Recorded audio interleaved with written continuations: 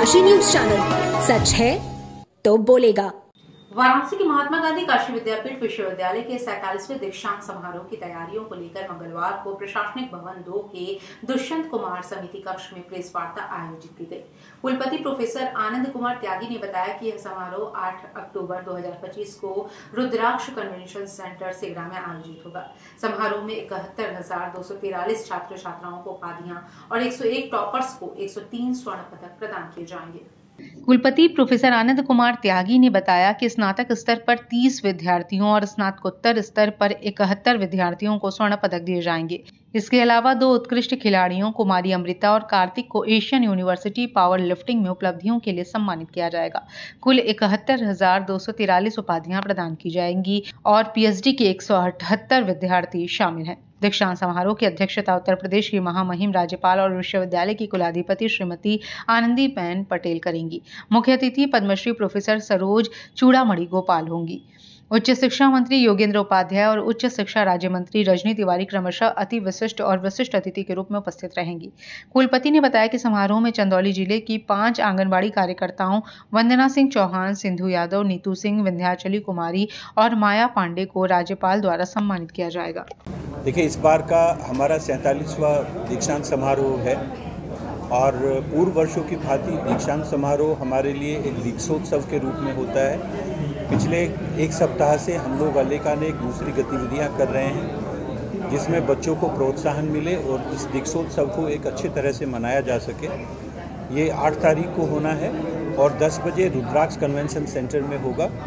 इसमें हमारे उत्तर प्रदेश के राज्यपाल हमारी माननीय कुलाधिपति जी श्रीमती आनंदीबेन पटेल जी इसमें अध्यक्षता करेंगी और हमारे ये डॉक्टर सरोज चूड़ामणि गोपाल जो आयुर्विज्ञान संस्थान नई दिल्ली से हैं और पूर्व में बीएचयू में भी रही हैं, ये उसके मुख्य अतिथि होंगी। इसके साथ ही साथ हमारे उच्च शिक्षा मंत्री माननीय उपाध्याय जी विशिष्ट अतिथि होंगे, साथ ही रजनी तिवारी जी इसमें विशिष्ट अतिथि होंगे। तो ये हमारे मुख्य अतिथि हैं जो इसका हिस्सा बनेंगे।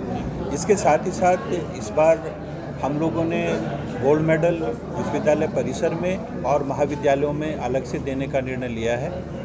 तो दोनों कैटेगरी के गोल्ड मेडल होंगे और जो टोटल गोल्ड मेडल की संख्या है वो करीब 101 है जो 103 बच्चों में बांटे जाएंगे।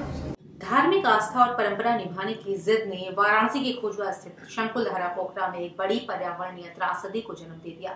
मूर्ति विसर्जन के बाद कुंड में सैकड़ों बेजुबान मछलियां की मौत हो गई, जिससे क्षेत्र में हड़कंप मच गया। बताया जा रहा है कि यह सरकार द्वारा घोषित हेरिटेज कुंड है, जहां ऑक्सीजन की कमी के कारण मछलियां तड़प तड़प कर मर गई। नगर निगम वाराणसी ने कुछ दूरी पर ही जल संस्थान परिसर में कृत्रिम विसर्जन कुंड बनाया था ताकि प्राकृतिक तालाबों में प्रदूषण न फैले, लेकिन बावजूद इसके पूजा समितियों ने वहां विसर्जन करने से इनकार कर दिया और परंपरा के नाम पर मूर्तियों को सीधे शंकुलधारा पोखरे में विसर्जित कर दिया।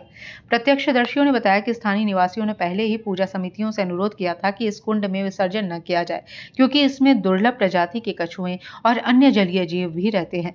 लेकिन कुछ लोगों की धार्मिक हठ धर्मिता ने सैकड़ों जिंदगियां खत्म कर दी। जानकारों ने चेतावनी दी है कि यदि जल्द ही प्रशासन ने सख्त कार्रवाई नहीं की तो यह स्थिति और गंभीर हो सकती है।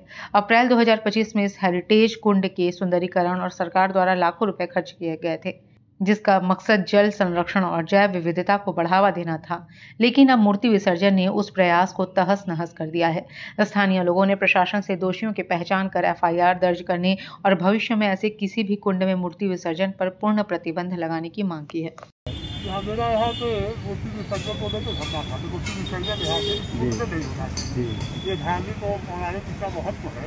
यहाँ मूर्ति विसर्जन होने के बाद से सैकड़ों मछलियाँ जो स्थिति में मर रही है, 5-6 कछुए भी थे, तो कछुए दिखाई नहीं दे रहे। हो सकता है वो भी मर रहा, ऐसे दावा नहीं कर सकता हूँ। तो मछलियाँ तो बहुत बड़ी है, सैकड़ों की संख्या में जैसे विसर्जन हुआ है। ठीक है, इसलिए छठ पूजा होने जा रहा है। ये पानी का क्या हाल है, 15 दिन बाद या महिलाएं पुरुष जो यहाँ लोग आते हैं छठ पूजा में नहाने धोने, पानी जो है नहाने धोने लाए पूजा पाठ। पूर्वांचल की खबरों से जुड़े रहने के लिए आज ही सब्सक्राइब करें हमारा YouTube चैनल डनकाशी और हाँ, लेटेस्ट अपडेट्स के लिए बेल आइकन को प्रेस करना ना भूलें। और आपके पास है कोई जानकारी या है कोई सूचना तो हमारे दिए गए नंबर पर आप हमसे संपर्क कर सकते हैं।